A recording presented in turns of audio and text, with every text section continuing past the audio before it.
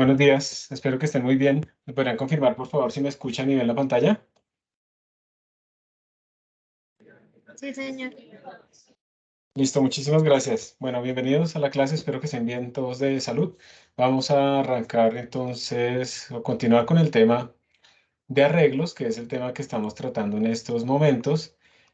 Y vamos a pasar, ustedes se supone que hicieron como este ejercicio de sacar las direcciones de memoria, en donde básicamente si yo quiero la dirección de memoria del primer elemento, pues lo llamo, pero le precedo con este operador ampersand, que en este caso se interpreta como que quiero que me imprima la dirección de memoria de ese elemento. Y si quiero para el segundo elemento de índice 1, pues hago lo mismo y podemos ver que la separación entre ellos, pues no es 1, pero sí es 1 si utilizamos como unidades el tipo de datos de los elementos. Entonces, por ejemplo, un double utiliza 8 bytes, entonces lo que uno espera es que, como este manual también las direcciones en bytes, entonces el siguiente esté 8 bytes después. Y esa es como la idea que nos demuestra que realmente son estructuras de memoria que están contiguas allá en la memoria. Vimos también la clase pasada, aparte de que los arreglos son cosas contiguas en memoria, homogéneas del mismo tipo de datos, que había un nuevo for que podíamos utilizar para, digamos, recorrerlos sin tener que meternos con el detalle de los índices, de dónde arranca y dónde termina. Este for automático. Cuando lo utilizamos de esta manera, este for recorre pues este arreglo dentro de sus límites internos y crea copias, ¿sí? Por cada elemento crea una copia y si yo quisiera modificar de alguna manera mi arreglo, pues puedo utilizar más bien que me cree referencias. Entonces simplemente con colocarle esto acá estamos creando referencias y podíamos modificar nuestro arreglo in place. Y también veíamos que los vectores podían cambiar de tamaño de una manera relativamente inteligente y así podíamos hacerlos aumentar o disminuir de tamaño al final de una manera bastante rápida. Sin embargo, pues la idea es que ustedes siempre que tengan, digamos, una estimación de cuántos elementos necesitarían, pues es preferible que utilicen el resize y utilicen los índices, ¿sí? Y no que estén haciendo pushback todo el tiempo. Depende del contexto. Lo que vamos a empezar a ver ahorita va a ser este algoritmo de la librería estándar que nos va a permitir también ejecutar este tipo de cosas. Eso es una alternativa pero que aplica no solamente a arreglos como acá, sino también a otro tipo de estructuras como los mapas, los diccionarios y cosas así, que no necesariamente se pueden recorrer de la misma manera utilizando un for. Vamos a verlo. Le voy a dar clic acá. Les voy a copiar a ustedes también ese enlace. Pues ustedes lo tienen ahí disponible, pero se los voy a copiar.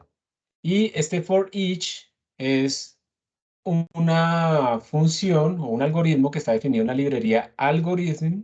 Se la voy a abrir acá para que la veamos.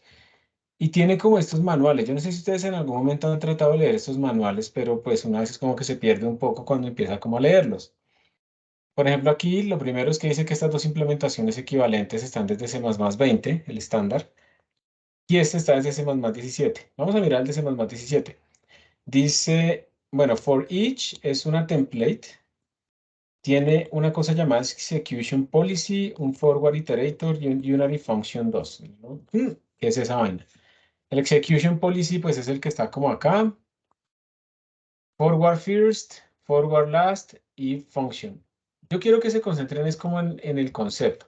Estas cosas que se llaman como iteradores, lo que les está diciendo a ustedes es cómo van a empezar a recorrer ahorita las cosas, desde dónde arrancarían y en dónde terminarían. Entonces nosotros tenemos que decirle a estos iteradores cómo hacerlo.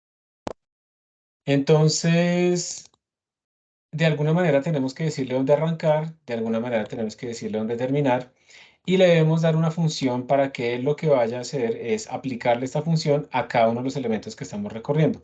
Es un poco más general que el foro automático. Mire que en el foro automático usted no le dicen dónde arrancar ni dónde terminar, sino que él lo hace en la totalidad del arreglo. Lo que pasa es que a veces uno quisiera que lo hiciera solo en una parte por diferentes tipos de aplicaciones. Entonces estos algoritmos siempre van a recibir un inicio, un final y en este caso una función que le vamos a aplicar. Entonces, for each quiere decir para cada uno de los elementos dentro de este rango, aplíqueme esta función. Esto del execution policy, lo que sucede es que ahora estos algoritmos están implementados de forma paralela. Entonces uno le puede decir que se ejecute de forma paralela y esa Por lo tanto, digamos, si ustedes tienen, digamos, 10.000 elementos y tienen 10 cores en su computador, él va a dividir esos 10.000 entre los 10 cores, cada uno va a ejecutar 1.000, va a aplicar la operación sobre 1.000 elementos y entonces su programa va a ser 10 veces más rápido. Digamos que en principio sí se puede paralelizar así. Nosotros no vamos a tocar ese tema, vamos a hacerlo todo serial y lo que nos interesa entonces, como les digo, es el rango de inicio, final y la función. Entonces yo quiero modificar mi mi arreglo de alguna manera, quiero aplicarle una función que la modifique o que no lo modifique, no importa, pero quiero aplicar una función a cada elemento, entonces vamos a utilizar esa función para eso. Cuando uno no entiende muy bien qué es lo que está pasando ahí, uno va a leer la descripción de los parámetros, ¿sí? Y uno ve también qué retorna de esto, y al final va a ir a los ejemplos. Los ejemplos siempre son como la clave de todo lo que estamos haciendo. Miren que aquí se está haciendo un functor. Aquí se tiene un funtor llamado sum, tiene sobrecargado el operador paréntesis y lo que hace es sumarle, digamos, a este elemento interno que él tiene, le va a sumar este n que le llegó. Eso es, así se definió. Aquí tenemos un arreglo de vectores, perdón, de enteros, un vector de elementos enteros. Lo vamos a inicializar con estos valores. Entonces, él automáticamente va a darse cuenta que necesita internamente un arreglo de tamaño 6. Vamos a definir aquí, ¿esto cómo es que se llama? ¿Alguien me recuerda cómo se llama esto que está acá? Una función lambda. Una función lambda, gracias, que no captura nada, que recibe un argumento por referencia y que lo que hace es imprimir esa vaina. Entonces miren cómo se utiliza for each. Con for each, yo simplemente le estoy diciendo, oiga, mire, yo tengo una cosa llamada nums, ese es mi arreglo. Quiero que desde el inicio, esto se llama un iterador constante. Ustedes en general pueden utilizar ese iterador constante, pueden utilizar nums.begin. Pueden hacer, así esto implica el inicio. También hay un algoritmo llamado ctd begin, nums, da lo mismo. Los dos retornan el inicio. Entonces ustedes le pueden decir desde nums.begin hasta nums.end, quiero que aplique la función print. Entonces, ¿qué va a hacer él?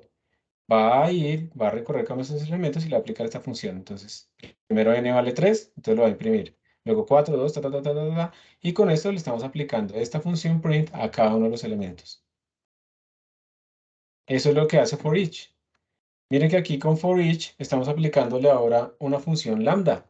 Entonces, ¿ustedes qué creen? Mírenlo y léanlo acá a ver qué creen ustedes que hace esta aplicación de for each sobre la regla. Le suma uno a cada elemento del arreglo.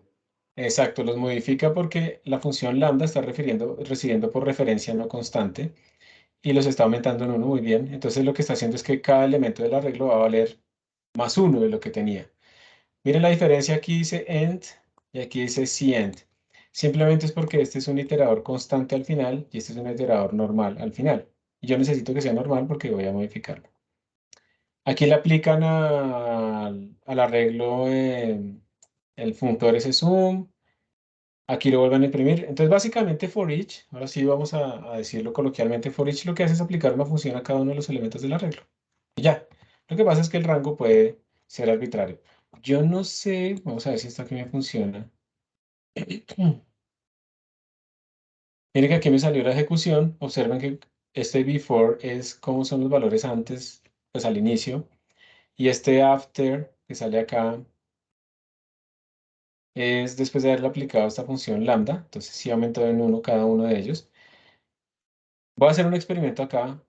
¿Qué pasará, por ejemplo, si le quito la C y le quito la C? Si no son iteradores no constantes. Entonces él compila y de todas maneras hace lo mismo, ¿sí? Eso simplemente recuerden el principio del mínimo privilegio. Es como si tengo una función que no debería tener acceso de modificación, pues yo se lo quito explícitamente, ¿sí? Quitarle los permisos. Déjenme, esto sí no lo sé si funcione, pero yo quiero ver aquí si esto funciona. No, esperen, antes de hacer eso que hice. Miren qué pasará. Háganme ustedes un favor y me dicen qué pasará si yo escribo este. ¿Cuál será el Pues de pronto entonces empieza no en el primer elemento, sino en el segundo y termina no en el último, sino en el penúltimo. buena hipótesis? Vamos a ver. Efectivamente, miren que ahora nosotros pudimos, pues aplicamos esta modificación de aumentarlo en uno, pero empezando desde el segundo elemento, si ven que el primero está igual, y llegamos hasta el penúltimo. porque el último está igual. Por eso les digo, uno puede jugar con el rango acá, ¿sí? Uno puede jugar con el rango y entonces uno ya no está haciendo como un foro automático que recorre todo el mundo, sino que uno está aplicándole esa función a los rangos específicos que uno requiera. Y Profe, lo otro que, sí, dale, dale. ¿esos iteradores son como punteros o, o qué? Sí, los iteradores son punteros. Digamos, recuerden que un puntero es algo que guarda una dirección de memoria. Entonces, un iterador me dice en dónde arrancan las cosas, o sea, me da la dirección de memoria, pero son más que eso. Hay iteradores que van hacia adelante, iteradores que van hacia atrás, son constantes. Entonces, es un concepto más general que un puntero, pero en el fondo, lo que hace un iterador es decirme en dónde arranco, o sea, me señala una posición y a partir de eso yo puedo hacer muchas otras cosas.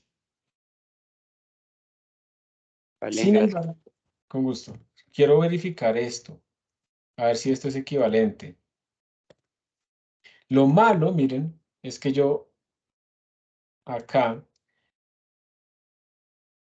quiero volver a escribir la misma instrucción que tenía antes, pero yo no quiero escribir aquí el tamaño del sistema, yo no lo conozco. ¿Qué haríamos ahí? O sea, yo podría escribir 1, 2, 3, 4, 5, 6. Si yo le pongo aquí 5, ese es el último. Y si le pongo 4, ese es el penúltimo. Primero que todo, miremos si esto funciona. No estoy seguro. Sí, él me pelea porque el algoritmo espera son... Sí, el algoritmo está esperando es un iterador y yo no le puedo poner índices. Entonces, no, ya no les voy a hacer la pregunta que les iba a hacer. Listo. Entonces, en resumen, otra vez, for each lo único que hace es aplicar una función a un rango dado. Y depende de nosotros la función, como la definamos, esa función puede ser una función lambda, una función externa o lo que sea, un funtor, pues entonces puede ser que nuestro arreglo cambie o no cambie. Y eso es todo. ¿Listos? Miren que, bueno, Profe, preguntas. Sí, dale. ahí en esa línea, yo no entiendo por qué, o sea, no se podrían usar los iteradores constantes. En esta, Ujú. miremoslo. Si yo le pongo constante, los iteradores constantes precisamente te señalan un sitio, pero dicen, ese sitio es constante, ese valor no puede cambiar. Pero mira, estamos pasándolo por referencia y lo estamos cambiando. Entonces Mm, es por eso, digamos, tú lo quieres cambiar en esto porque lo pasaste por referencia, pero aquí lo pasaste constante. Entonces el compilador va a decir, pero al fin, ¿qué? ¿Usted lo quiere constante o usted lo quiere que cambie? ¿Cierto? sí, o sea, el iterador constante también implica que el valor, o bueno, la variable guardada en ese lugar de memoria tiene que quedarse constante igual, ¿sí? Exacto, el iterador constante no quiere decir que el iterador sea constante y solo apunta a un sitio dado, sino que el valor al que él apunta es constante. Ok, ok. Gracias, profe. De nada, entonces mira que cuando yo lo traté de compilar, aquí salió.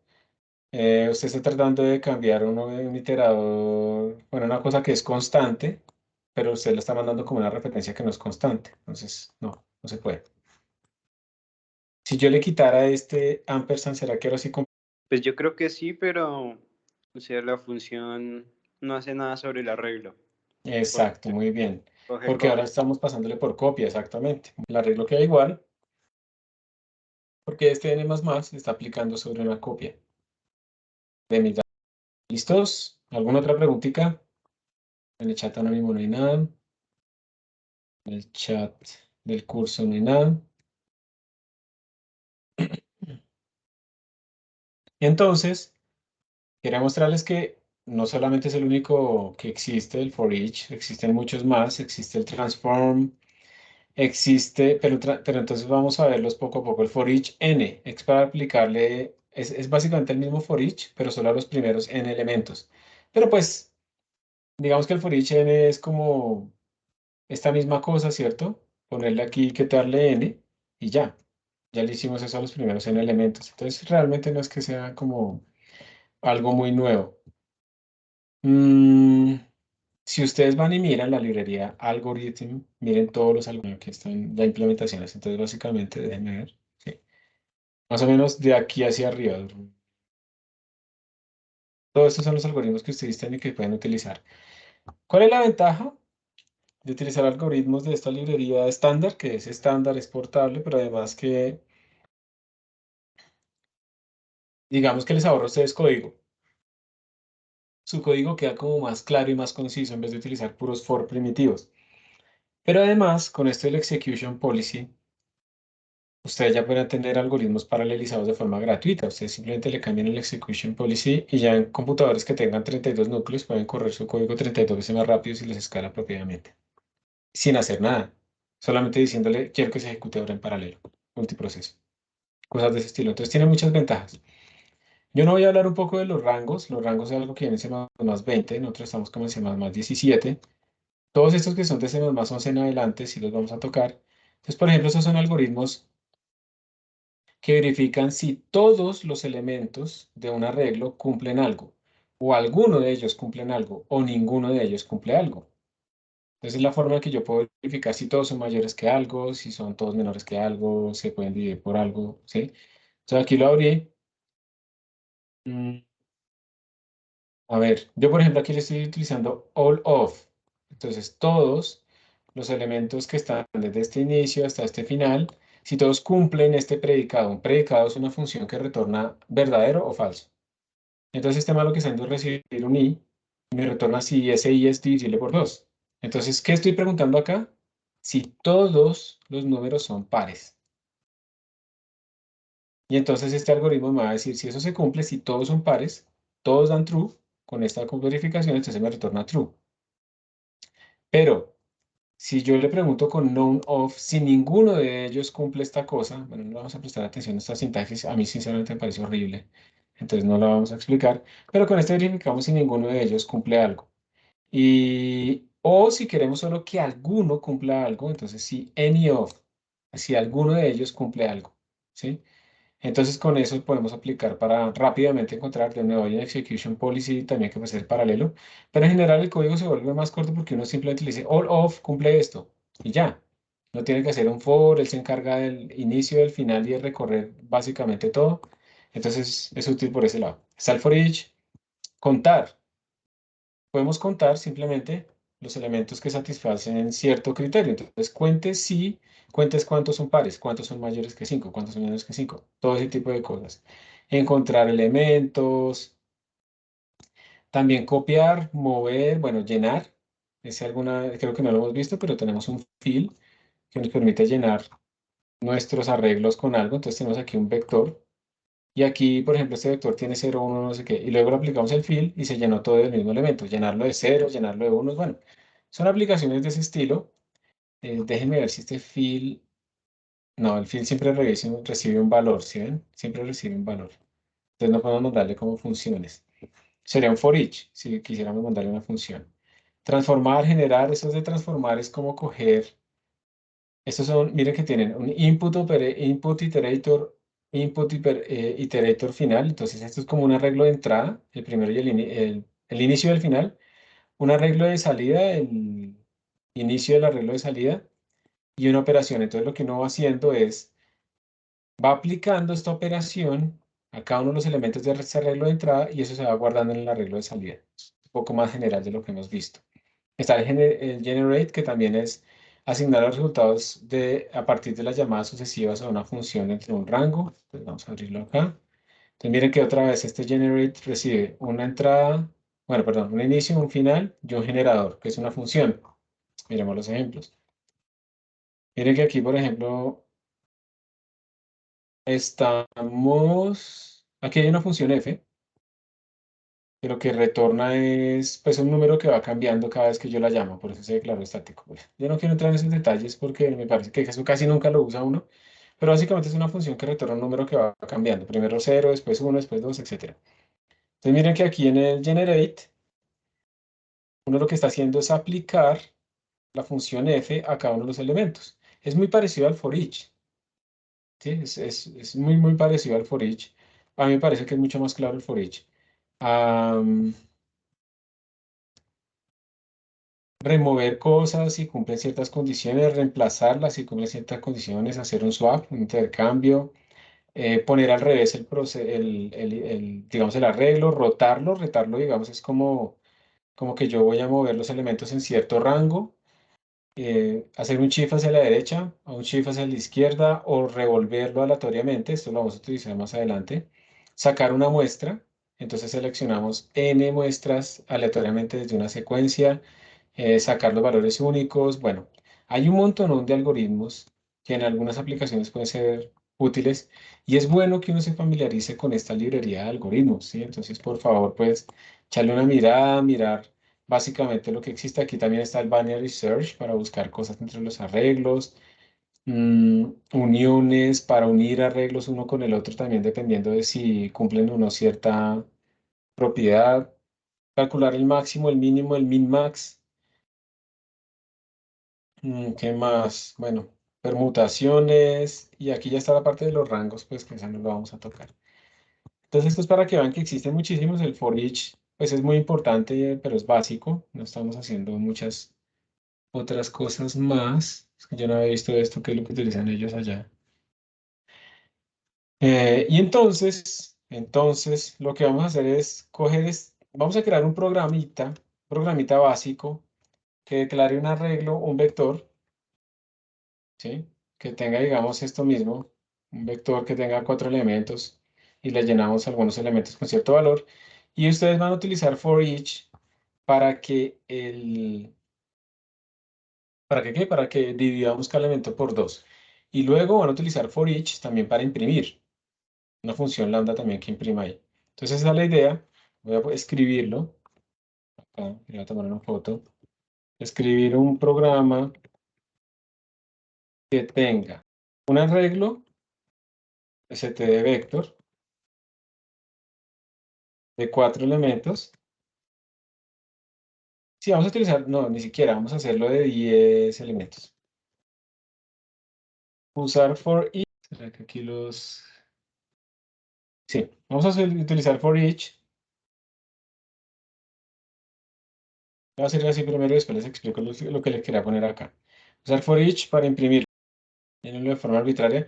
For each para imprimirlo. Usar for each para dividir cada elemento por 2. Usar for each para imprimirlo de nuevo. Y así comprobamos todo. Eso es lo que tienen que hacer en este momento. ¿Tienen alguna pregunta? Y aquí vamos a poner otra cosa. Usar for each para imprimir las direcciones de memoria de la regla. Listo. Esto es lo que vamos a poner entonces en este momento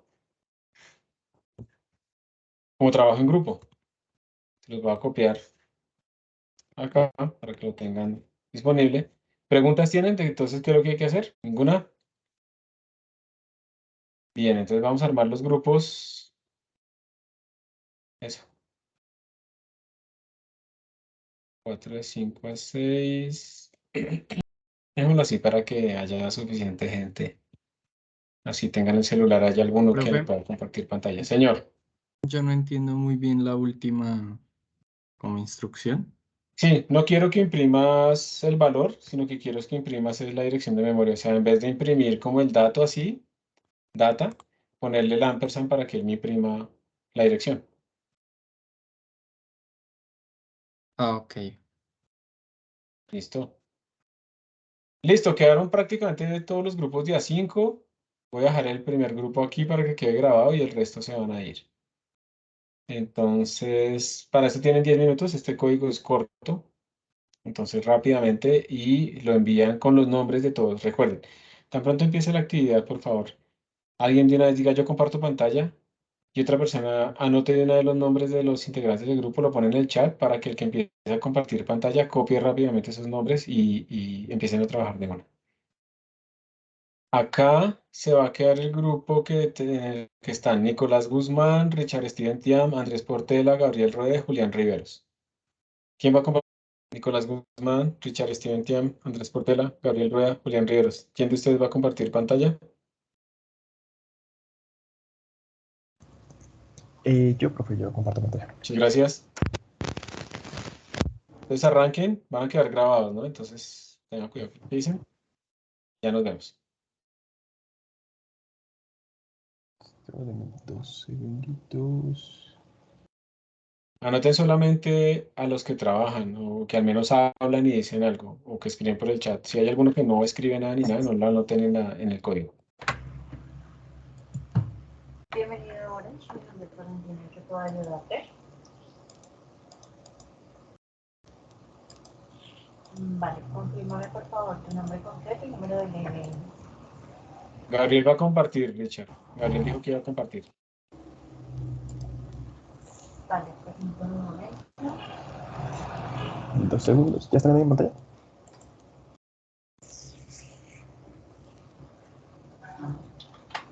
¿Me confirman si ya están viendo la pantalla? Sí, ya se ve. Listo, entonces repasemos. Las instrucciones vienen a ser crear un programa que 4 elementos en la de forma arbitraria, que imprima cada uno, divide entre 2 y los vuelve a imprimir, y luego imprima la ubicación de cada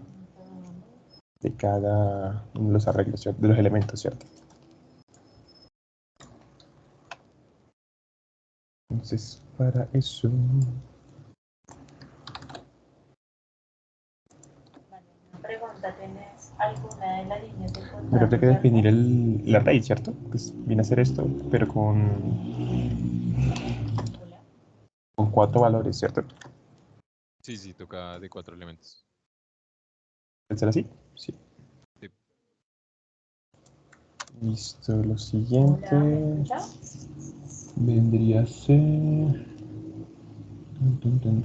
Vale, lo que pasa es que para poder habilitar su contrato necesito ¿Cómo lo definimos para que se lo definimos nosotros? Que quede cada cualquiera de las uno... líneas del contrato. Disculpa, compañero, se entrecortó, no escuché esa parte. Lo que pasa es que el número del cual usted me está llamando no hace parte del...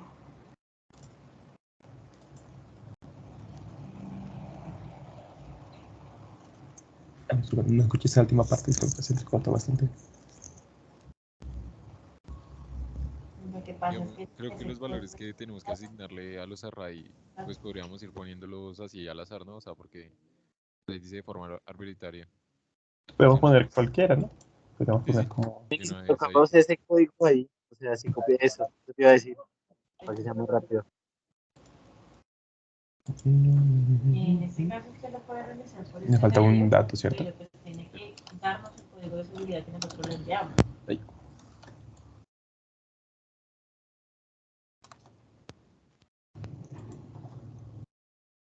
No, pongamos esto como por... que sea distinto. Hasta ahí vamos bien, ¿cierto? Bienvenido a Orange, mi nombre es Valentina, ¿puedo ayudarte? ¿Cómo será el código para decirle que nos imprima esto? Decirle como for each. Si los tengo por...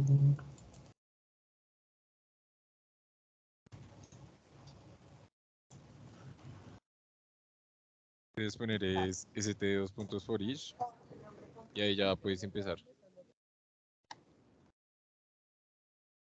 Al piso, ¿verdad?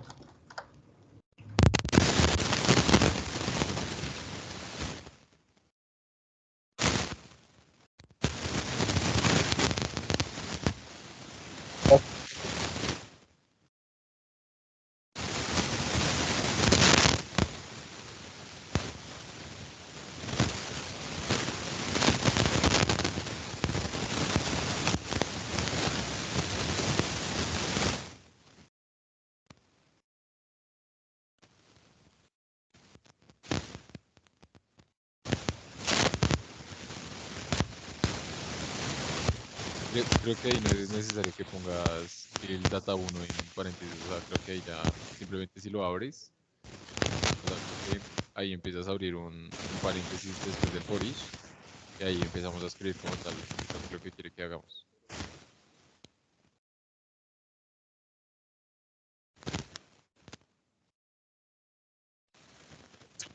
Está bueno.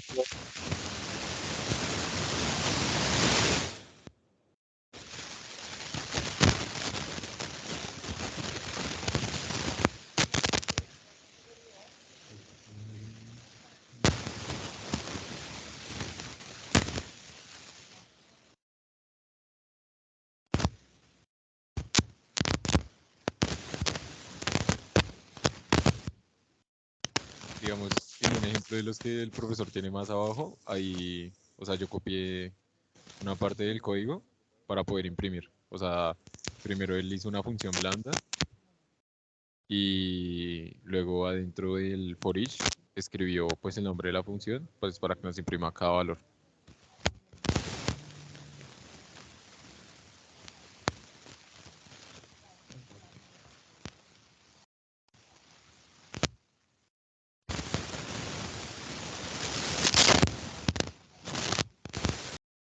Su compañero me sacó de la reunión, no sé por qué, porque mi señal está inestable. ¿Vale? Sí, en cualquier momento. Me parece que pues lo que pasa es que cuando es un proceso Hola, de hola, ¿me bajo escuchan? con la SDL, se tarda un poco más que con la fibra, ¿vale? Entonces, ya lo que en el departamento de bajas le generó la baja, pero eso es lo que no nos ha permitido enviarle el mensaje de texto.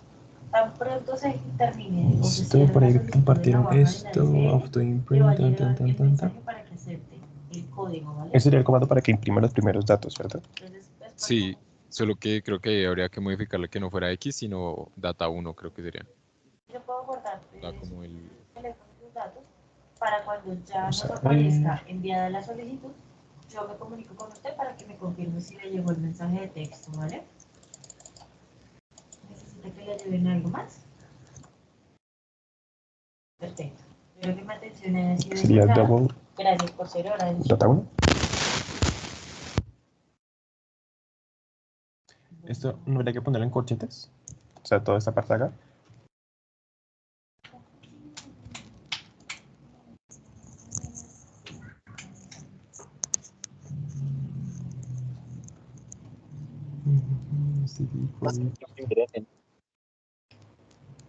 No, ¿verdad? Vamos. Que tengo un cliente que tiene una solicitud de alta pendiente a cancelar y se quedó así, pendiente a cancelación. De ahí no ha pasado desde las 5 de la mañana. Esto me preocupa porque no me falta alguna librería por poner aquí.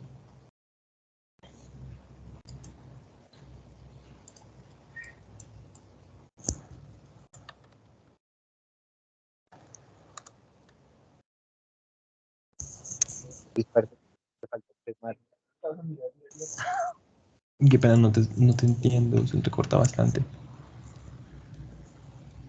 ¿Y no me entiendes? Más o menos 2 de cada 3 palabras.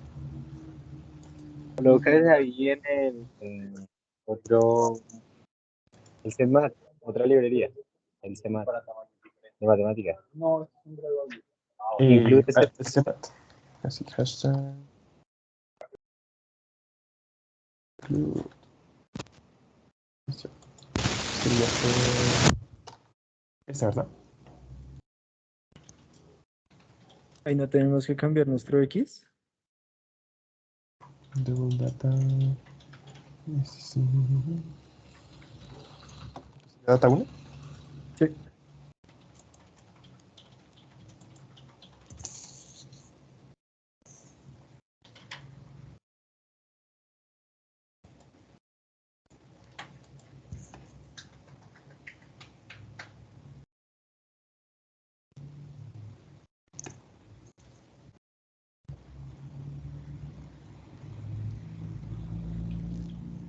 Aquí tocaría volver a hacer el STD, ¿cierto? Por decir algo como así. Tendría que ser como esto, pero aplicar que divide entre 2.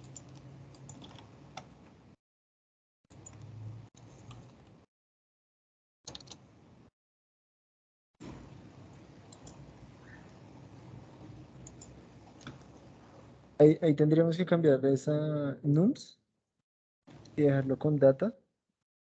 Y en la función n++, sería la de módulo. Aunque deberíamos dejar nuestros data como números enteros. Porque ninguno de esos nos va a dar divisible entre 2. lo entero. Aquí ponemos. Ok, cambiamos esto data por números enteros, entonces. Voy a poner aquí, no sé, 4.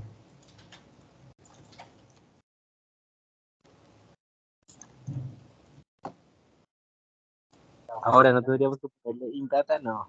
Digamos el array, ¿no?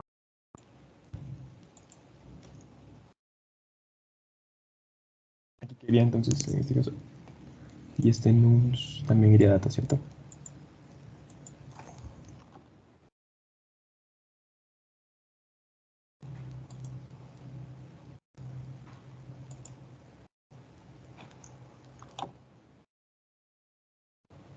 Aquí, ¿cómo estaría definido esto?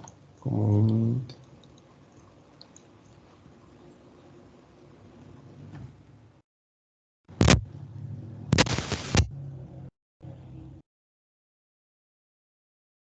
Ya tendríamos que ponerle la operación de módulo. Acá. Ajá.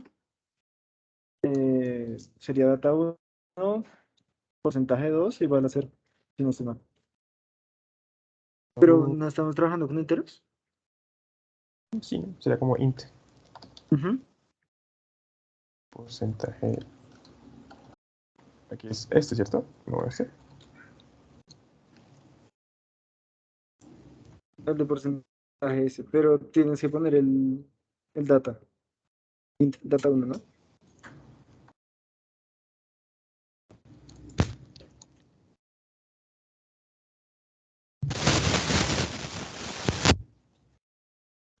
Y no sé si hay que quitar ese espacio. Está acá. Pues creo que ya hay que, no sé qué opinan. Sí, pues tendría que hacer algo ya, ¿no? Ponlo a correr. Uy, vence en un minuto, así que sube lo que tengas, porfa. Los nombres ya los dejé en el chat. Los escribí. Vale.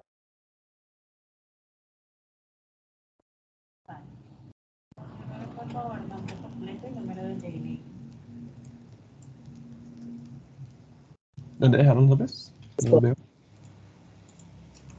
No, en el chat de este grupo. De la empresa. En el room. No, estamos en el. Ahí llegó, ahí llegó. ¿Qué le iba a decir? No está el apellido de Julián, pero es que Julián, no sé. Yo, men. Bueno, subo esto sí.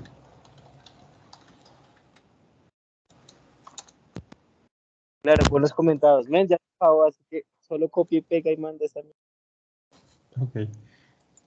Descarguemos esto. Ese que sube el archivo, ¿no? Vale, ¿me confirmas el número del teléfono fijo de la empresa?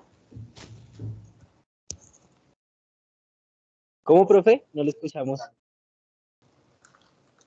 Profe, no le escuchamos, perdón, ¿podría repetir? Vale. En este momento al móvil le voy a enviar un mensaje de texto con el código de 6 números. Deme por favor el código que le aparezca en el móvil.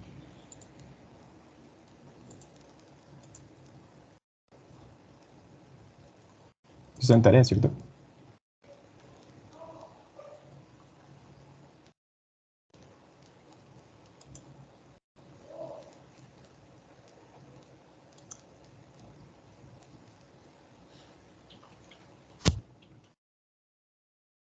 Ven, men, es Julián Riveros, acabo de escribir. Estoy aquí. Ah, ok, ok.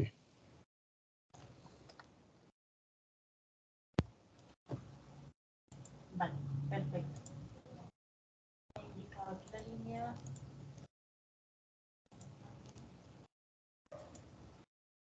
¿Me repite nuevamente el número del teléfono?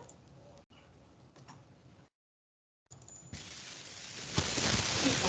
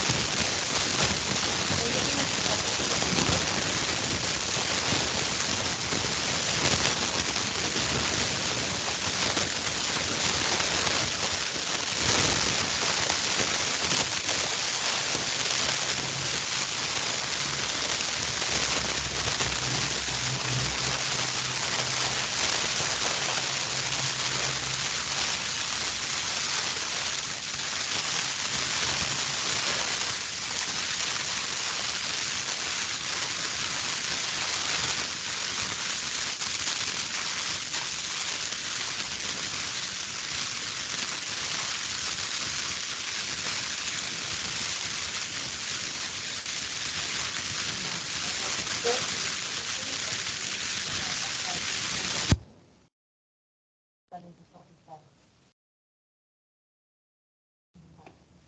En este caso, sería la línea 960, entonces por 960.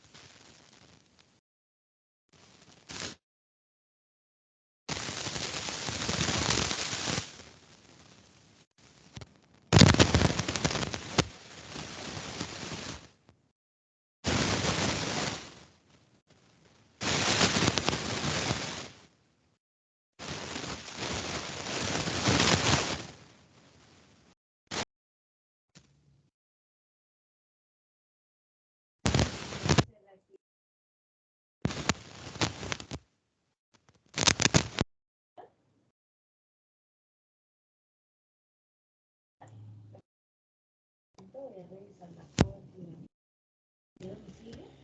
Por favor, no me vaya a colgar.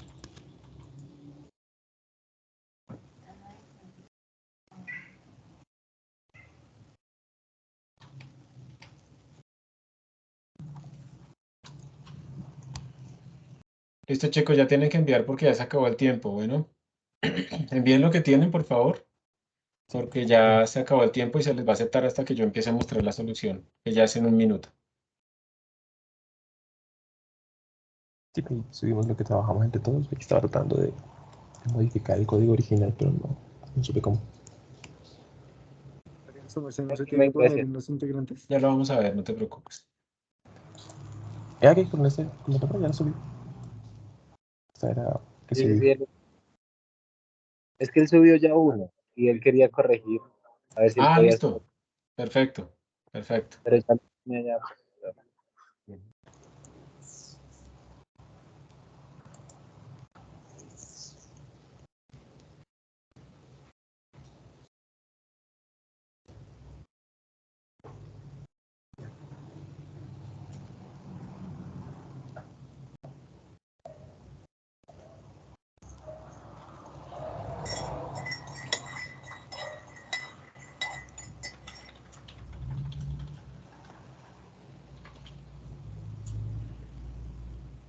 Listos, volvimos. Esperen aquí. Entonces, yo les voy a mostrar cómo yo lo escribí. No es la única forma, ya hemos dicho que hay muchas maneras de hacer todas estas cosas. Y bueno, aquí está. Yo tuve que incluir algorithm para poder pues, utilizar los algoritmos. Declaro el vector, le hago un resize de 4, lo lleno con cualquier cosa porque ahorita nos dijeron que lo hiciéramos así. Hice dos funciones lambda para imprimir, una que imprime, entonces recibe el X y me imprime pues ese X con un espacio. Y hay otra que se llama print address, que lo que hace es que me recibe el X y lo imprime, digamos que con la dirección, imprime la dirección. ¿Ustedes por qué creen que yo aquí arriba no puse ampersand, pero aquí sí tenía que poner ampersand? ¿Por qué será que me... Ah, para acceder a la dirección de memoria del arreglo y no al de una copia que Muy hace. bien, Sí. exactamente, exactamente. Porque si yo no le pongo esta ampersand acá, la dirección de memoria que me imprime es la de la copia que yo estoy utilizando para copiar los elementos del arreglo. Muy bien. Entonces, por eso tenía que ponerle ampersand acá, pasarlo por referencia. Pero lo pasé por referencia constante porque no quiero que lo modifique. Entonces, me observen que lo que hice simplemente que for each, imprímame, luego en la nueva línea, for each, imprímame las direcciones y la nueva línea. Luego utilicé el for each para hacerlo de la división que me pidieron. Entonces simplemente le dije que va a recibir un valor por referencia y lo que va a hacer es dividirlo por 2. Val sobre igual 2. Esto recuerden que es lo mismo que val igual a val sobre 2. Entonces con esto estoy modificando, dividiendo por 2 a cada uno de mis elementos. Y luego pues los vuelvo a imprimir. Aquí están los resultados en el Python Tutor. Aquí están los valores que teníamos. Ah, pero yo la embarré. Mire, aquí cometí un error y no le cambié los índices a estos dos, ¿cierto? Entonces al final los verdaderos valores que tengo yo son menos 10.987, menos 21.987 y 0 y 0. ¿Sí? Porque nunca toqué los elementos de índice 2 y 3. Miren que aquí se imprimieron las direcciones de memoria. Luego llamé aquí a mi función lambda que los dividió 2 por 2, entonces miren que todo quedó dividido por 2. Y luego volví a imprimir las direcciones de memoria. Lo primero que quiero que noten es que obviamente las direcciones de memoria no cambiaron, porque esta función lambda lo único que está haciendo es los valores dividirlos por 2, pero el arreglo sigue ubicado en el mismo sitio de memoria. Las direcciones de memoria no cambian, por eso me sale igual las dos. Y la otra cosa que quiero que noten, por favor, es lo siguiente. Miren qué distancia hay entre esta ubicación y esta ubicación. Eso está en unidades de bytes. Miren que la distancia que hay entre estas dos ubicaciones es 8 bytes. 8. 8 bytes. ¿Y los double cuántos bytes ocupan? 8. 8. Entonces ahí tenemos que los dos son contiguos en memoria. ¿Qué Sí. distancia hay entre estos dos? Entonces, como cambias de provincia, Solo 2 bytes. van a cambiar Solo el 2 bytes, ¿no? dato, ¿vale? ¿Y qué distancia hay entre estos dos? Principalmente es Otra vez usar 8. el número de teléfono fijo, ¿vale? Porque 8 veces 90. Esto para mí es raro. Déjenme pienso una posible causa. A ustedes si se les ocurre porque yo lo veo raro. De pronto porque no ha sido inicializada esa posición de la regla. Pues uno podría pensar eso, pero normalmente, digamos, el arreglo está en ceros y ya está, ¿no? No importa, está lleno de ceros, pero pues veamos esa hipótesis. Digamos que para poderla validar, entonces aquí le vamos a poner 2, le vamos a poner 3. Voy a revisar los datos que yo obtuve acá, en mi computador como tal, no por allá en la máquina virtual. Aquí tengo 100, 108, miren que sí pasa lo mismo. Queda como 2 seguidos. Y luego 118, qué raro esto. Para mí esto es un misterio. 5C, 7 veces 90. No sé, se los quedo viendo, lo voy a guardar porque la verdad en este momento no sé por qué no me desaparecen todos completamente. Por 8, porque eso es lo que tiene que haber. O sea, yo lo que esperaba es que esto me daba 96 y me absorbiera en una de las constantes de aquí de la izquierda ese valor extra. Pero bueno, no sucede, pero es algo raro. Yo no sé si es que no me está imprimiendo toda la dirección de memoria, pero aquí sí está. Se las quedo viendo. Lo voy a investigar porque me causa muchísima curiosidad que no haya esa separación, porque pues todo esto realmente es contiguo en memoria. Entonces es raro que esto pase. Pero, o sea, yo creo que es un problema en la impresión. Yo creo que me está faltando un dígito. Voy a revisarlo bien y les cuento bien qué puede ser lo que está pasando ahí, porque para mí en este momento es un misterio. Debe ser una tontería, pero, pero no lo sabría explicar en este momento. Se me hace raro. Entonces, antes de pasar a lo siguiente, quería preguntarles una cosa. ¿Qué tal si este man es de 4000 elementos? Pues hacer esto a mano no tiene sentido, ¿cierto? Si es de 4000 elementos, yo quisiera más bien, por ejemplo, llenarlo con alguna regla. Supongamos que nos dicen que la regla es, qué sé yo, el elemento A sub i, el elemento iésimo, va a estar llenado con 2 por i más 1.0 sobre i. ¿Listo? Vamos a hacer esto. Esta es la regla con la que tenemos que llenarlo. Ayúdenme ustedes a pensar en este momento, y tenemos 4000 elementos. ¿Cómo podría yo escribir esa regla? La forma más fácil posible que se les ocurra y luego lo vamos a escribir con for each o con un for automático, como ustedes quieran. ¿Cuál es lo primero que se les ocurre? De hecho, vamos a hacer un sorteo. Voy a pedirle ayuda a alguien al azar. A menos que alguien me quiera ayudar ya mismo. ¿Qué se les ocurre? Pero, o sea, profe, ¿no se puede usar un for normal? No.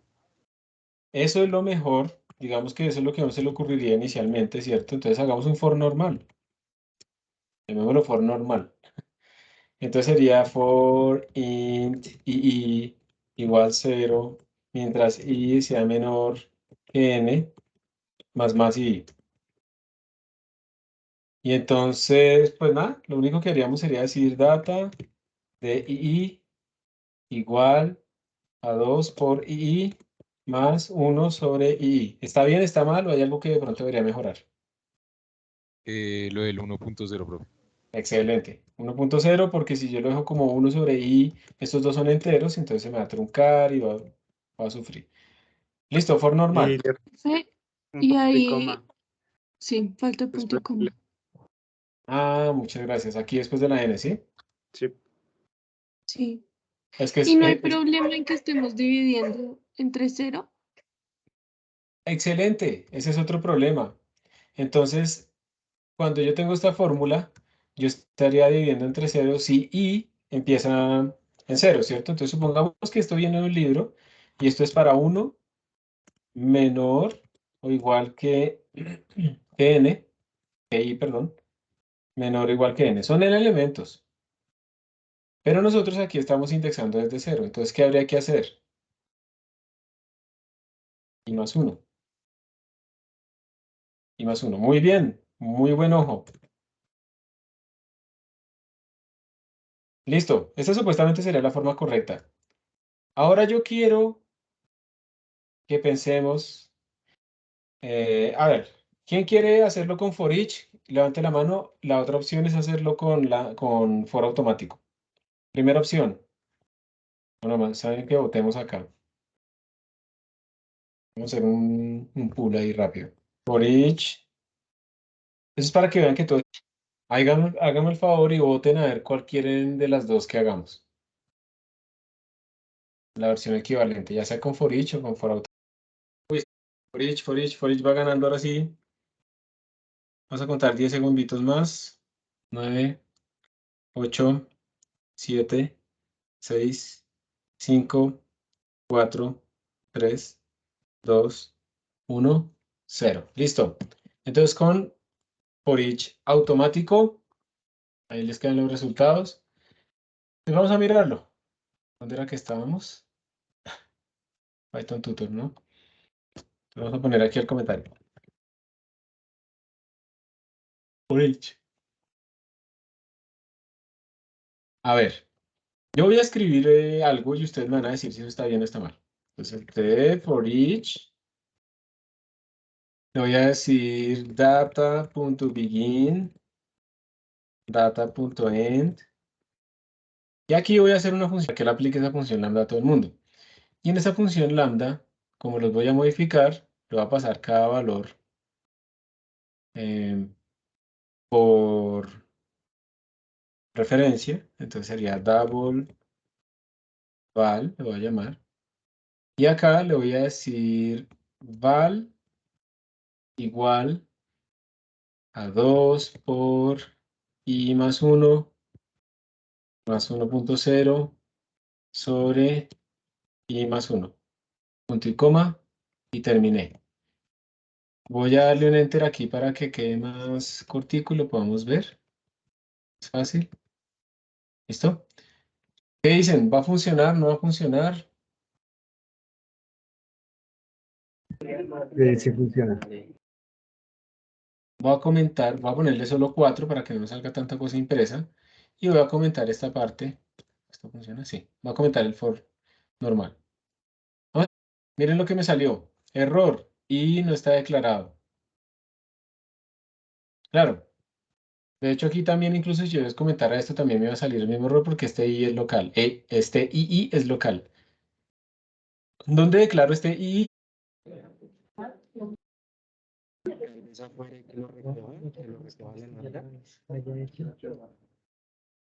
No entendí. Se escuchó muy bajito. ¿En el qué? ¿Alguien entendió?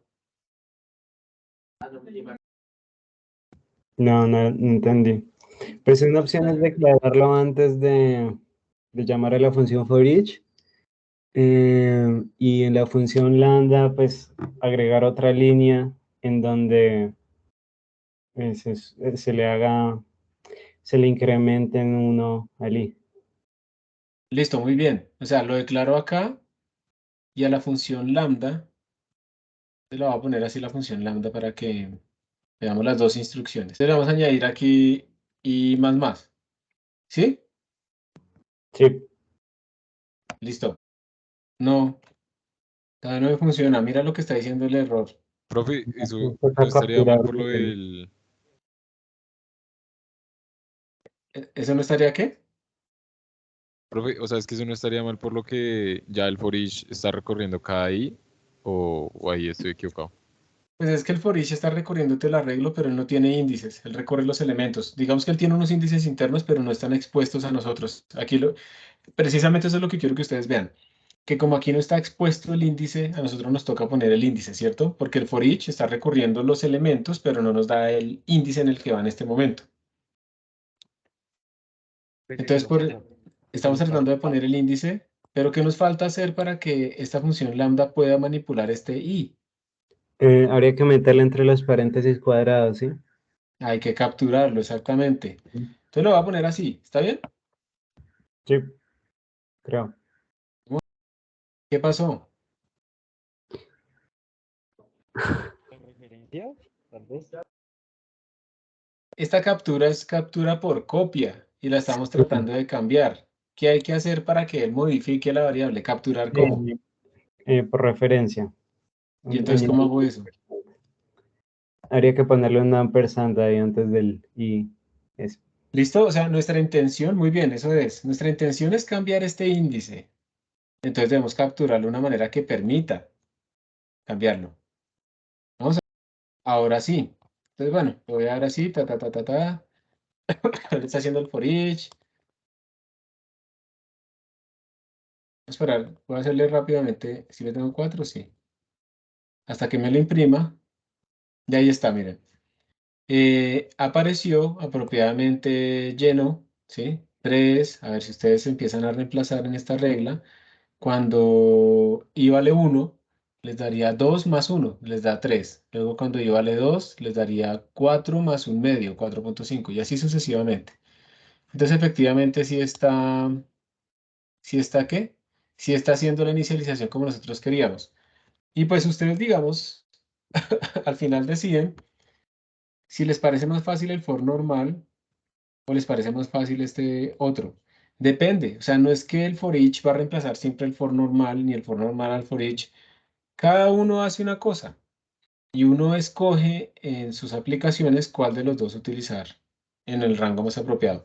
Ahora bien, ¿cuál sería la diferencia? Este for normal, cuando yo ya programe mejor, yo quiero paralelizar, este for normal yo no lo puedo paralelizar fácilmente, no puedo hacer nada ahí. En cambio, yo le puedo cambiar aquí a este for each, aquí ponerle una cosita que sea la parallel execution y ya se volvió paralelo sin cambiar absolutamente nada más. Entonces, es bueno que veamos que son equivalentes y es bueno que veamos también que podemos hacer pues esas adaptaciones a futuro y por lo tanto pues escogemos. Profe, una Antes de pregunta. seguir, sí, dale. ¿Hay alguna diferencia de velocidad entre esos dos for each? O sea, entre el for normal y el for each, o los dos son iguales? En principio, esas abstracciones del for each y el for son abstracciones que se les llaman abstracciones de costo cero. O sea, básicamente la respuesta es no. No hay diferencia. Se supone que los compiladores hacen un buen trabajo para que al final las cosas sean equivalentes. Entonces, en principio, no hay ningún problema. Por eso es que a veces, digamos, si tú miras esto de acá, pues, por ejemplo, este for each de acá. Es una cosa muy sencilla, muy compacta. Entonces, como que uno entiende mejor que ponerse a utilizar un for normal. Y lo bueno es que se demora lo mismo, poquito. Entonces, en ese caso es que uno, digamos, tiene esa ventaja con este tipo de situaciones en C++, que estas cosas que vienen de la librería estándar en general no nos van a costar tanto, no va a aumentar el tiempo y en cambio sí se vuelven como más, ¿cómo decirlo? Como más fáciles de leer y por lo tanto más fáciles de mantener. Entonces, buena pregunta y la respuesta no. Pero obviamente la respuesta final es que tú midieras. Tú midieras cuánto tiempo se tarda este for, cuánto tiempo se tarda este for. Existen en la librería estándar hay relojes de alta precisión, de como 10 a la menos 9 segundos, donde uno puede ponerle a medir tiempo acá, imprimir lo que se demoró, tiempo acá, imprimir lo que se demoró, y con eso ya quedaría respondida la pregunta apropiadamente. ¿Listos? Listo, profe, gracias. Listo. Pero en general, realmente no hay costos. Estoy haciendo esto simplemente para ver si aquí hay algún cambio. Mira, este es el for original, que está en la línea 10. Entonces el man llama al operator corchete. Y aquí está haciendo unos castings de esto a doubles y no sé qué. Y en la función lambda, observa que básicamente la función lambda que tenemos acá para el for each, el man hizo básicamente el mismo código, ¿cierto? Que tenemos aquí arriba en este original. Él internamente está manejando su propio, digamos, el índice, que es una referencia, el i. em, pero aquí el std for each no lo reemplazó por nada, ¿no? Entonces, no, aquí no se alcanza a ver realmente con el código que produce. Entonces, es el código que se produce, ¿no? De lo que tenemos a la izquierda. Pero no se alcanza a ver que no. Pero como te digo, en la experiencia es, no hay costo. De hecho, puede incluso ser el for each más rápido en caso de que utilice la ejecución paralela. Entonces, ganas ahí más. Pero al final la respuesta de todo esto son los profilers. Los profilers son programas que te van a decir tiempo. Tú lo puedes medir manualmente o tú puedes utilizar códigos que hacen profiling que te van a decir, esta zona se demoró tanto, esta zona se demoró tanto, se llamó tantas veces y con eso tú estás segurísimo. Pero yo te puedo decir, ahorita, tranquilo, utiliza la librería estándar que en general no va a incurrir en tiempos extras en tus códigos. Listo. Entonces, con gusto. Eso era el for each. Vamos a ver un par de ejemplos más. Cuéntenme ustedes que hicieron el ejercicio de cuánto era el tamaño máximo que podían tener ustedes en std array y en std vector. ¿Cómo les digo? Si quieren, anótenlo acá en el chat para que comparemos. O sea, la tarea no era esa, mirar cuánto era el tamaño máximo que puede tener en el array y en el vector. Sí, sí, esa era la tarea. Ya estoy viendo. Mm, Voy a hacerla aquí rápidamente también. Entonces, pues digamos que es simplemente hacer esto. Es bueno que ustedes, bueno, vamos a ver si no me pasa lo que les voy a decir. A veces es bueno que ustedes impriman al menos un elemento de su arreglo. Digamos, el primero lo voy a imprimir acá. Porque si su compilador se da cuenta que ustedes están pidiendo memoria, un montón, pero nunca la usan, entonces él ni siquiera hace esa solicitud. Y entonces a ustedes les da que funciona para tamaños infinitos, pero es porque al final no están haciendo nada. Voy a tener esto acá, le vamos a poner aquí tamaños grandes, ¿sí? Y voy a hacer lo mismo exactamente para... Pero el array tiene aquí su tamaño. Voy a hacer una cosa aquí. Const int n. Y le vamos a poner aquí el tamaño. Y lo vamos a usar en ambos casos. Puedo utilizarlo acá porque es una constante que se conoce tiempo de compilación. No puedo leerlo en la pantalla para los arrays. Porque recuerden que ellos tienen que tener el tamaño fijo. Listo. Esto yo creo que ya... Ah, es que aquí me falta un punto y coma. Listo. Punto y coma. Y voy a comentar esto. Bueno, esto lo estoy haciendo para darles un tiempo a ver si me pueden anotar ahí en el chat. Eso, gracias. Array les daba 1.048.061. 1.045.500. Vector mucho más grande. Array 1.046.375. Y vector 2 no sé cuánto. Me gustaría si lo recuerdan, Juan Diego, Luis Felipe, Daniela, Juan Diego, coloquen ahí la memoria RAM de su computador, más o menos cuánto es, donde hicieron esas pruebas. Yo mientras tanto voy a ir probando el mío. Lo voy a hacer aquí en mi computadora a ver cuánto. Entonces, uy, ¿qué pasó? No lo guardé porque no me quiere. Listo, creo que así por fin. Ahí está. Entonces, stack heap, ya lo compilé. En este momento estoy probando simplemente para el array, que se supone que sale el stack, que se supone que es pequeñito. Ya me dio segmentation fault. Entonces, ¿esto cuánto es? 10 millones de doubles. Entonces voy a volverlo a la mitad, 5 millones. Vamos a hacer una búsqueda binaria. Vuelvo a compilar, vuelvo a correr. Todavía me da, entonces lo vamos a poner 2 millones y medio. Todavía. Entonces 1.250.000 todavía. Antes de seguir, ¿cómo puedo yo tratar de estimar eso? En Linux, yo no sé si aquí en Mac funcione eso, existe el comando ulimit-s que me retorna este 8.176. Yo ahora en este momento no recuerdo en qué unidades está esta vaina. No sé si eso está en kilobytes. Déjenme ver el manual. A ver, no, esto no me dice absolutamente nada. Voy a buscar en Google ulimit units. -s dice de maximum stack size, pero ¿en qué unidades? Aquí de pronto. Pongámosle ulimit -a. Stack size en kilobytes. Ok, listo, perfecto. Entonces miren, este 8.176 está en kilobytes. Entonces si fuera en bytes, pues digamos que multiplicamos por 1000, realmente es por 1024. Entonces vamos a hacer el siguiente cálculo. Tengo 8.176 bytes. ¿Cuántos bytes ocupa un double? 8 bytes.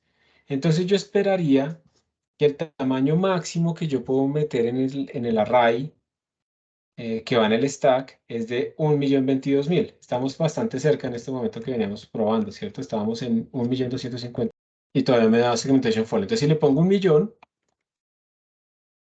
de pronto ya funcione. Ahí está. Ahora sí funcionó. Entonces vamos a ponerle 1.020.000. Eso es un estimado, ¿no? Vuelvo a compilar, vuelvo a correr.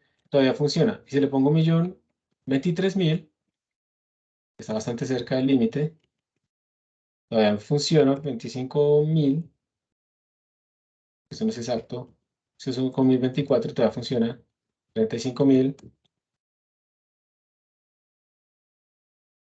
Ya tenemos segmentación full. Entonces, mire que nuestra estimación de orden de magnitud de más o menos 1.022.000 está más o menos relativamente correcta, ¿listo? Y se parece mucho a lo que ustedes obtuvieron, miren, en sus computadores. 1.048.000, 1.045.000, es del orden de 1.050.000, digamos. 1.046.000. En Replit me dice que es 1 GB. Pero no sé qué es a lo que te refieres acá. Entonces, mira, y aquí Santiago me está diciendo que eran kilobytes. Entonces, miren que casi todas las... ok, listo. Casi todas las máquinas nos están dando lo mismo. O sea, el stack tiene como un tamaño fijo en todos los computadores aproximadamente. Y es pequeño, comparativamente.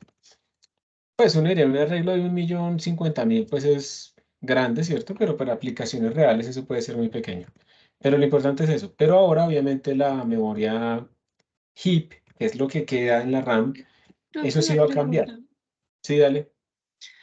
Esa cantidad de números que yo le puedo meter a, pues sí, eso que estamos calculando, ¿es fijo? O sea, no cambia. O sea, siempre voy a tener ese máximo para meter o cambia de acuerdo a cómo esté usando el computador.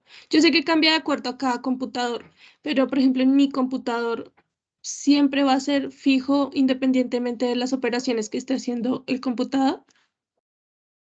Si estás hablando del stack, la respuesta es sí. Más o menos siempre va a ser el mismo tamaño fijo para doubles, por ejemplo, alrededor de 1.050.000. No puedes ponerle más.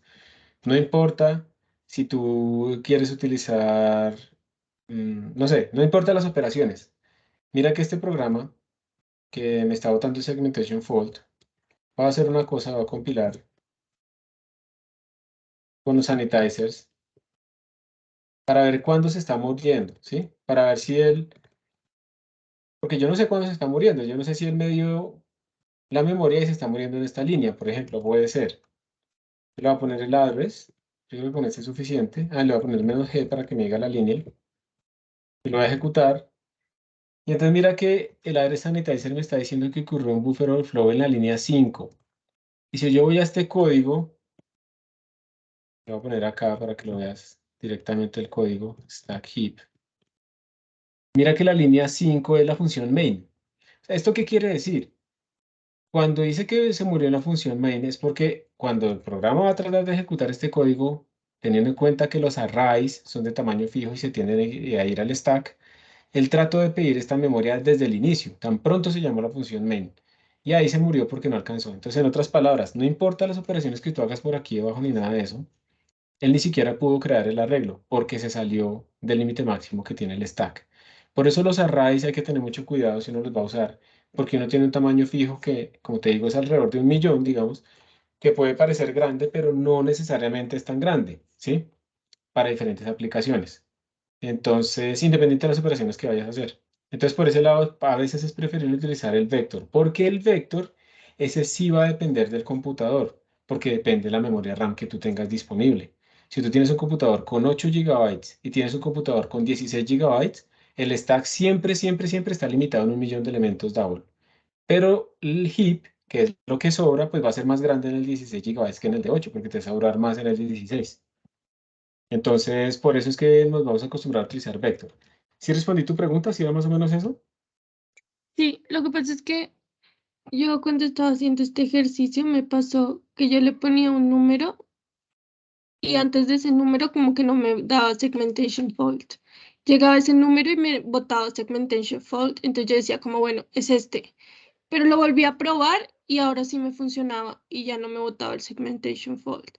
Y sí, o sea, como que me variaba de números ese segmentation. Estaban muy Pero, cerca los números entre sí, pero variaba pero ¿con array o con vector? con array. Puede ser que, digamos que tú estás tratando de pedir memoria en el stack. Entonces, todos tenemos claro que el stack, digamos, al menos en mi caso, el stack es de 8.176. Eso es lo máximo. Pero ojo, porque se acuerdan que yo tuve que ponerme a jugar para encontrar el verdadero valor porque no era 1.000.000 exactamente lo que había puesto. Porque resulta que tú no eres la única que está utilizando eso. También hay programas que están utilizando pedacitos del stack. Entonces, realmente tú a veces tienes un poquito menos incluso del stack disponible porque tú tienes otras cosas ejecutándose en tu computador que también utilizan parte del stack.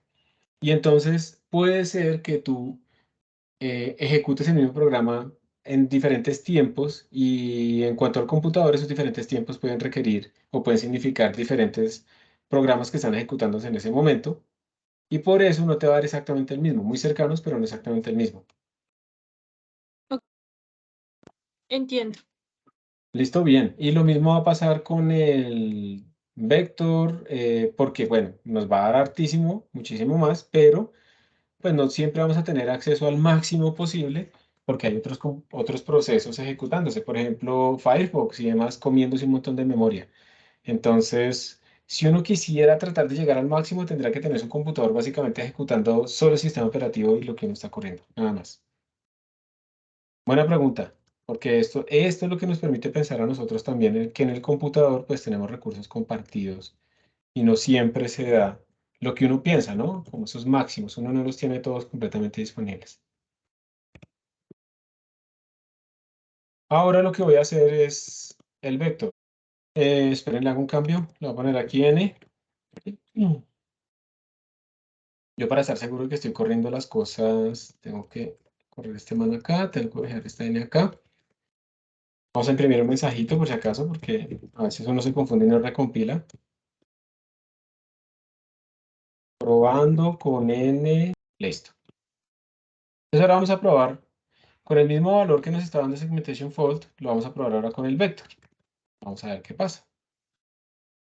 Voy a volver a compilar. Y ahí sí funcionó. Entonces vamos a poner esto en un número como cerrado, digamos, tenemos 1.000.000, vamos a ponerle 10 millones.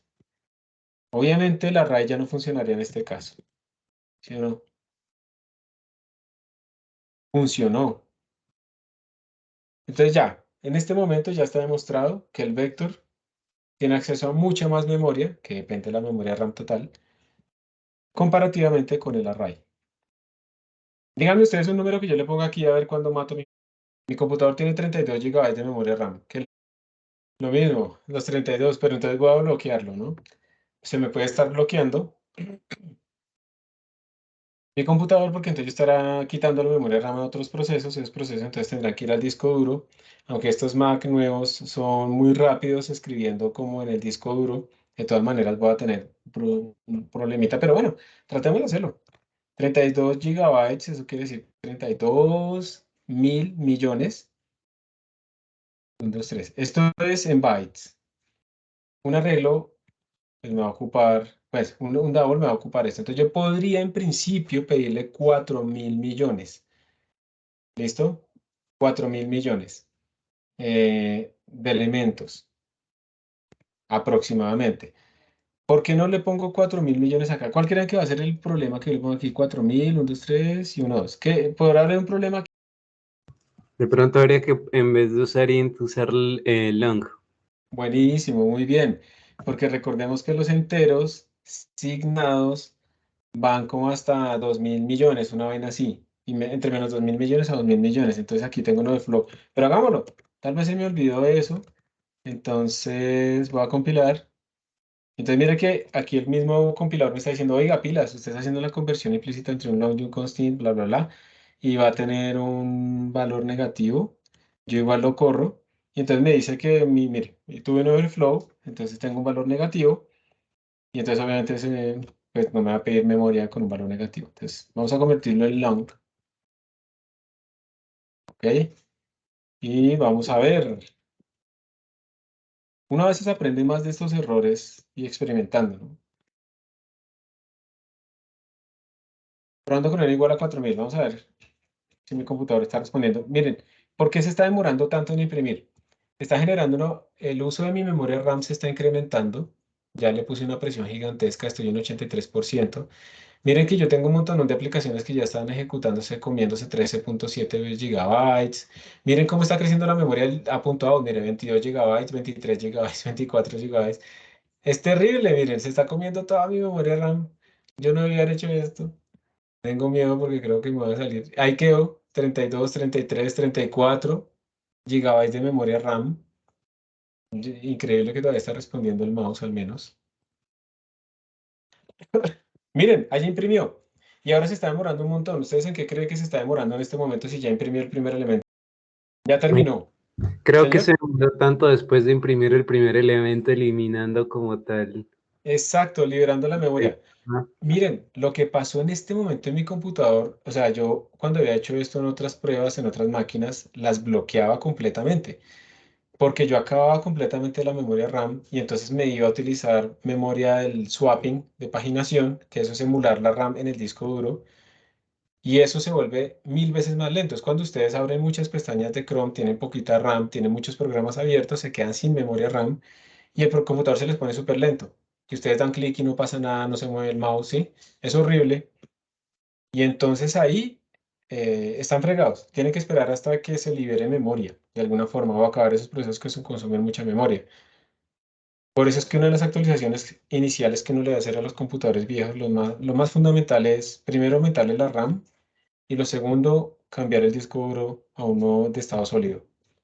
Y eso se nota un montón, ¿sí? Pero si usted le aumenta la RAM, pues es mejor. Entonces, bueno, aquí no les puedo mostrar una bloqueada brutal de mi computador, lastimosamente, pero bueno, afortunadamente para mí. Pero como pueden observar, llegamos a generar un proceso que pidió toda esta memoria y ocupó 34 gigabytes de memoria RAM. Entonces, eso es un montón. Y eso, pues, por una parte, buenísimo. Eso quiere decir que el heap es gigantesco. Pero eso quiere decir también que uno se arriesga a bloqueadas y a problemas. ¿De pronto a alguno de ustedes les dio algún problema cuando hicieron este ejercicio en sus computadores? ¿Alguno lo bloqueó o algo así? yo me di cuenta de que mi computador se iba a bloquear y pues se lo mataba el proceso en el terminal con control C y ya. Entonces, Ah, bueno, bien. ¿Y Adriana? A mí el computador se ponía lento y empezaba a botar los números y al final salía kill it, kill it, Muy kill it. bien. El sistema operativo lo mataba. El sistema operativo también tiene unas salvaguardas, sobre todo en Linux, que tratan de detectar si ocurren estas situaciones en las que el sistema, pues todo se va a morir. Y ahí entonces él mismo mata este tipo de locaciones, mata este tipo de problemas. ¿A Juan también le pasó? ¿A alguien más le pasó algo de eso? También a Diego. Entonces, para que vean ustedes que con un programa muy sencillito uno puede pues, bloquear un computador, entonces uno llega y le manda a un amigo, mira, corre este código que te saluda con una vaquita de colores. Pin, le quita toda la memoria RAM. Pero bueno, digamos que esto es para que vean también que con gran poder viene una gran responsabilidad, tiene que tener cuidado. Y aprovecho para algo que me acabo de acordar que observé mucho en la sala. Cuando ustedes estaban haciendo, por ejemplo, lo de las raíces y cosas así, se les pedía que imprimieran los datos de la búsqueda de raíces en un archivo con fout y esas cosas. Resulta que hubo varios casos en que las personas cometían algún error, digamos el while nunca terminaba o el for nunca terminaba, y este programa seguía escribiendo, escribiendo, escribiendo, y llenaban el disco duro de la sala. Entonces hubo casos, bueno, algunas personas tenían archivos de 6 gigabytes escribiendo la raíz que nunca terminaba. Pero hubo un caso de una persona que tenía un archivo como de 200 gigabytes y llenó completamente el disco duro de la sala y fregó a todo el mundo y nadie podía entrar y no sé qué, y al final descubrí que era eso. Si ya tienen 6 gigabytes o algo así, en la sala por lo menos las cuentas se bloquean porque pues, nos ha tocado limitar los recursos limitados, nos toca limitar eso. Pero es para que ustedes tengan cuidado también porque como tienen acceso tan directo a los recursos en C++, eso es un gran poder que también los puede llevar a cometer errores fuertes. Siempre hacer todo gradual, así como decía Juan Diego, como vi que yo iba como a matarlo, entonces como que fui con cuidado para poderlo eliminar. Siempre hacer todo con cuidado, probar antes de ir a la escala fundamental gigante, probar que las cosas se comportan apropiadamente. Entonces, en resumen, tenemos el stack y el heap. ¿Cuál es más grande? El heap. El heap. ¿Depende o no depende de la máquina el heap? Sí, ese depende de la máquina, depende de la RAM. Depende de la RAM y depende de la cantidad de procesos que yo tenga. Como ustedes Sí. vieron en mi computador, no se bloqueó ni nada, pero eso no es lo normal. Lo normal es que dependa también de cuántos usuarios hay al mismo tiempo y cosas de ese estilo. Bien, entonces los vectores son bastante... Listo. Volvemos al material. ¿Dónde está? ¿Dónde está? ¿Dónde está? ¿Dónde está? ¿Dónde estamos? Acá. Aquí hay algunos ejemplitos utilizando array. Realmente, pues ya no vamos a entrar acá a estos códigos. Ya vimos el for each. Digamos que este ejemplito lo que está haciendo es inicializar nuestro arreglo con una regla que es 2 por i. Luego lo imprime y miren que estamos utilizando puros fors normales, con índices. Y luego vamos a calcular, digamos, el promedio. Entonces lo que se hace es recorrerlo y pues ir sumando en un acumulador y después dividirlo por el tamaño. De hecho, hay un header, cpp reference numeric. Hay unas utilidades numéricas, son poquitas, pero son útiles. ¿Dónde está? ¿Dónde está? Acá. Que nos dan unos ciertos algoritmos que son útiles. Por ejemplo, este algoritmo accumulate, pues lo que hace es sumar, básicamente. Se parece mucho al reduce. Lo que pasa es que el accumulate va primero el primero, segundo el segundo, tercero el tercero. En cambio, el reduce lo hace en cualquier orden y además puede ser paralelizado, ¿sí? Pero el accumulate, por ejemplo, lo que hace es sumar. Uno le manda un arreglo y le dice, oiga, súmeme desde el inicio hasta el final empezando en cero. Entonces uno puede hacer esos promedios muy sencillo, pero de nuevo, esto puede parecer muy trivial, pero resulta que es que uno lo puede hacer sumar, pero mandándole funciones lambda que hagan la suma de una forma extraña. Yo, por ejemplo, si quiero, lo que tengo no son números, lo que tengo son unos índices que representan moléculas y sumar eso quiere decir que esa molécula se unió con otra molécula, pero solamente eso es válido para ciertos índices. Entonces esa suma puede existir, pero no es una suma normal. Entonces puedo hacer una función lambda que tenga en cuenta esos índices y hacer esa suma, ¿sí? Correctamente. Entonces es un poquito más general el accumulate y también puede tener ejecución paralelizada multiproceso en la misma máquina, pero con multicore. Entonces, de nuevo, la cosa puede ser muy potente. Entonces uno puede hacer estos ejemplitos de una forma más compacta utilizando los algoritmos. Lo hago porque me parece muy útil que ustedes se familiaricen con los algoritmos de la librería estándar, pero si lo hacen así, pues también está bien. No tiene ningún error, no tiene ningún problema. Aquí está la visualización de ese programita utilizando el Python Tutor. lo embebí acá, entonces yo le doy next, aquí está mi arreglito, entonces miren que el arreglo, pues él sí puede visualizar apropiadamente en el stack el array, entonces tenemos un arreglo de puros doubles, son 9 elementos, y entonces aquí nos va a imprimir un par de cosas, el tamaño, que es 10, nos va a imprimir un max size, que miren aquí la llamada a la función es, uno le pregunta cuánto es lo máximo que usted puede guardar, entonces en el caso de los arreglos, pues lo máximo que puede es su propio tamaño, porque recuerden que los arreglos no cambian de tamaño, entonces el max size es 10. Y bueno, aquí está lo de las direcciones de memoria que es para ver que están separados por 8 bytes. Eso está contiguo así en memoria. Entonces de aquí a acá tiene que haber 8 bytes, eso es lo que no entiendo. Después me toca mirar qué es lo que está pasando. Luego lo imprime, luego hace la suma y bueno, aquí realmente nos vamos a detener. Yo lo que les recomiendo a ustedes es que traten al máximo de usar los for automáticos con estos arreglos modernos, de tal manera que usted no tenga que incluir como de forma explícita los índices. Sí, esa sería como la recomendación. Si no quiere, pues está bien, pero es bueno no acostumbrarse a utilizar esos for automáticos o los for each para hacer este tipo de cosas. Entonces, por ejemplo, aquí lo quiero imprimir, entonces utilizo un for automático, aquí voy a hacer la suma, for automático, porque realmente a mí no me interesan aquí los índices. Pero es un consejo. A veces va a pedir explícitamente, a veces no, pero pues ya dependerá de ustedes. Obviamente da lo mismo. Y si uno utiliza la librería estándar, entonces observen de nuevo que hacemos nuestra función lambda para imprimir, hacemos un for each para imprimir a todo el mundo. Entonces este código es más compacto realmente. Aquí utilizamos también el for each para inicializarlo, pero ya entendemos por qué esto del ampersand, este i de donde sale fue lo que hicimos antes. Y también para calcular el promedio, pues observen que simplemente le decimos acumule, empezando desde 0, y luego divida por su tamaño. Y miren que este código es completamente genérico.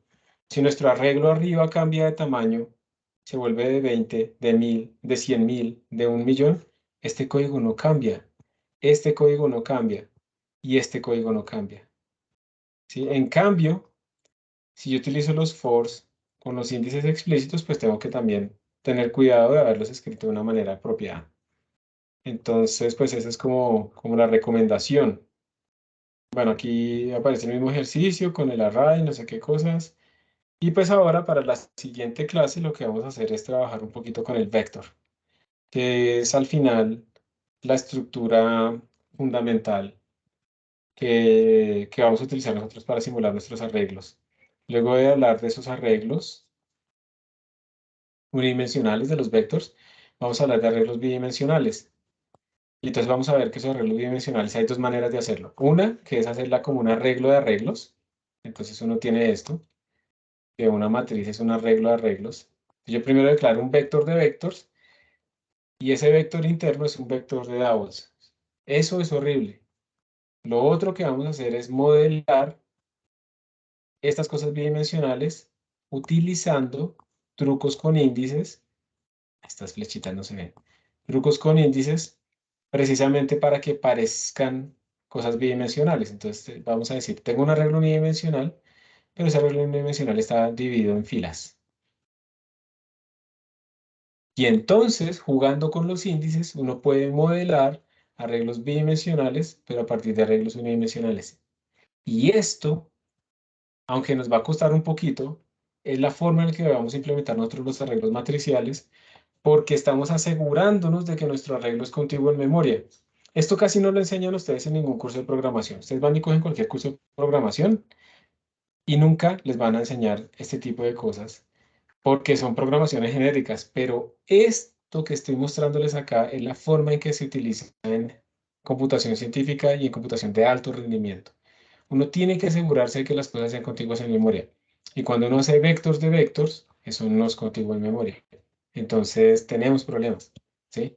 Y por esa razón es que debemos aprenderlo, porque nosotros no estamos aquí aprendiendo simplemente pues a programar y ya, sino que estamos tratando de aprender programación aplicada a métodos numéricos, aplicada a física computacional. Y por eso tenemos que, digamos, darle tiempo a estos detalles de bajo nivel.